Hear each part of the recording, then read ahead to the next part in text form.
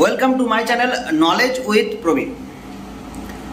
পশ্চিমবঙ্গের বিভিন্ন স্টুডেন্ট বাইরের রাজ্যে গিয়ে নার্সিং কোর্স করেছো, তাতে এনএম হোক, জিএনএম হোক, বিএসসি হোক, বাইরের রাজ্যে নার্সিং কোর্স করার পর পশ্চিমবঙ্গে ফিরে এসেছো, পশ্চিমবঙ্গে কাজ করছো, কোনো নার্সিংহোম, কোনো হসপিটাল, কোনো ছোট হসপিটাল, ছোট নার্সিংহোমে কাজ করছো এবং তারা 6 মাস কাজ করার পর রেসিপ্রোকাল রেজিস্ট্রেশনের জন্য অ্যাপ্লাইও করেছো।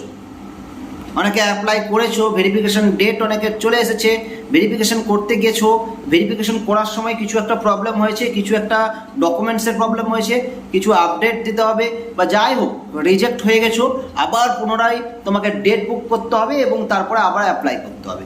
সেক্ষেত্রে তোমরা ডেট বুক করতে গিয়ে দেখতে পাচ্ছ যে হয়তো 1 বছর পর বা 6 মাস পর তোমার ডেট রয়েছে, কিন্তু তুমি চাইছো না, তুমি চাইছো খুব তাড়াতাড়ি করিয়ে নিতে, কারণ সামনে একটা বিশাল বড় একটা সুযোগ আসতে চলেছে।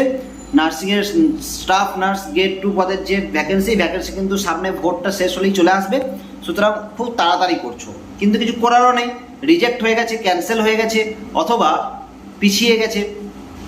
সো সেই সব স্টুডেন্টদের জন্য আজকে ভিডিওটা।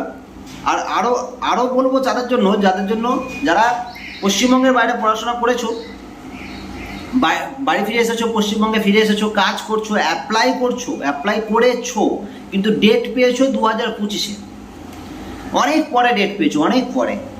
তো তোমরা ভাবছো যদি খুব তাড়াতাড়ি করিয়ে নেওয়া যেত কাউকে দিয়ে বা কি যে কোনোভাবে যোগাযোগ করে যদি কোনোভাবে করে দেওয়া যেত, তাহলে হয়তো এই বছরের যে স্টাফ নার্স গ্রেড 2 পোস্টে বেরোবে, সেই স্টাফ নার্স গ্রেড 2 পোস্টে তোমরা কিন্তু অ্যাপ্লাই করতে পারতে। বলা যায় না, সুযোগ কাজে লেগে যেতেও পারে, এই বছরই তোমরা হয়তো নার্সিংয়ের একটা কাজ, সরকারি কাজ পেয়ে গেলে, বিশেষ করে মেয়েদের ক্ষেত্রে।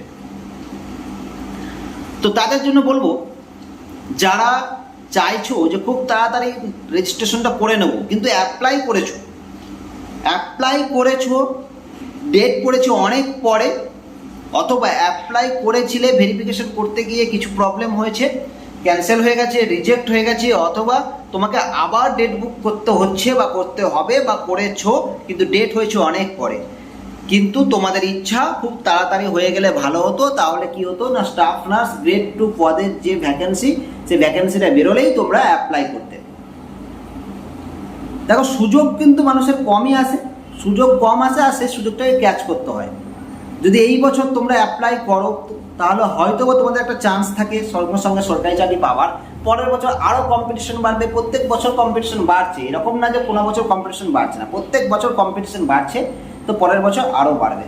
সুতরাং যারা চাইছো খুব তাড়াতাড়ি রেজিস্ট্রেশনটা করে নেব, অ্যাপ্লাই করেছিলে, ডেটটা অনেক পরে পেয়েছো, অ্যাপ্লাই করেছিলে, ক্যান্সেল হয়ে গেছে, রিজেক্ট হয়ে গেছে, পিছিয়ে গেছে, আপডেট দিতে হবে, কোনো রকম ডকুমেন্টসের ভুল ছিল তাই বার করে দিয়েছে, পরে আবার ডেট বুক করে যেতে হবে, সেই সব ক্যান্ডিডেটদের জন্য বলবো তোমরা আমাদের সঙ্গে কন্ট্যাক্ট করতে পারো।